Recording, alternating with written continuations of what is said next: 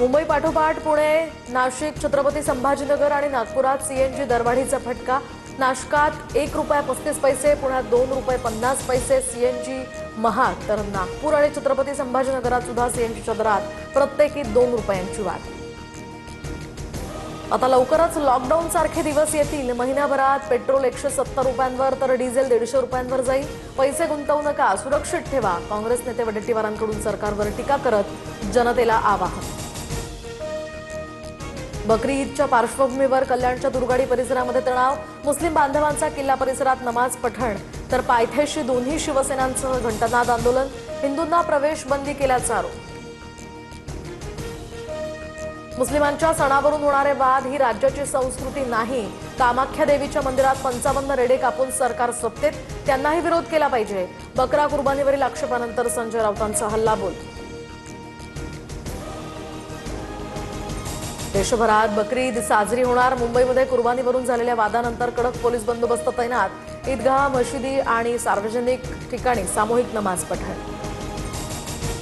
पुण्यातील सारसबाग आज आणि उद्या बंद, तर पुण्यातील जमावबंदीच्या आदेशामुळे हा निर्णय। सारसबागेतील गणपती मंदिर मात्र दर्शनासाठी रात्री 10 वाजेपर्यंत सुरू राहणार। 30 तारखेपासून रखरखत्या उन्हामध्ये उपोषण करणार। कुणीही समाज बांधव अंतरवालीकडे येऊ नका। राज्यात कुठेही उद्रेक किंवा आंदोलन करू नका, जरांगेंचं मराठा समाजाला आवाहन। सरकारला दिलेल्या मुदतीला उद्या 10 महिने पूर्ण होतील। 58 लाख कुणबी प्रमाणपत्र कधी देणार, तर मराठा समाजाची फक्त मतं पाहिजे का?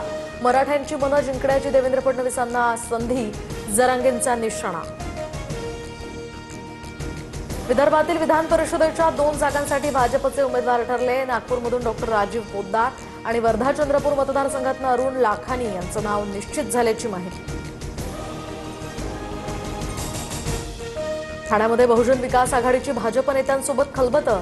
विधान परिषदेसाठी राजीव पाटील यांचं नाव चर्चेत, तर शिवसेनेकडून क्षितिज ठाकूर यांच्या नावाचा विचार असताना भाजप राजीव पाटलांच्या पाठीशी असल्याचीही चर्चा। पुण्यातील जागा राष्ट्रवादी काँग्रेसला सुटणार। खासदार पार्थ पवार पुण्याचा उमेदवार ठरवणार असल्याची चर्चा। सूत्रांची माहिती, तर इच्छुकांकडून सुनेत्रा पवारांच्या भेटीगाठी घेणं सुरू।